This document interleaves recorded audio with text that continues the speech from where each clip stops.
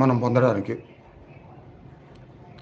దైవంతో మహాగురువులతో ఆత్మ సంబంధం ఏర్పరచుకోవడానికి, ఆ విధంగా మనకి ఎలాంటి ఇబ్బంది లేకుండా మన నడిపించే విధంగా అంతర్గత దైవశక్తి, విశ్వంలో ఉన్న శక్తి, మహాగురువులు, భగవంతుడితో కంటిన్యూగా మనం ఆ సంబంధం ఏర్పరచుకోవడానికి ఈ సాధనలు అందరికీ అలా ఉపయోగపడతాయి. కాబట్టి తప్పకుండా అర్థం చేసుకోండి. అందరూ ప్రతిరోజు వీలైనప్పుడల్లా లైవ్లో సాధన చేయండి. వీలుగానప్పుడు అదే వీడియో చూసుకొని సాధన చేస్తూ ఉండండి.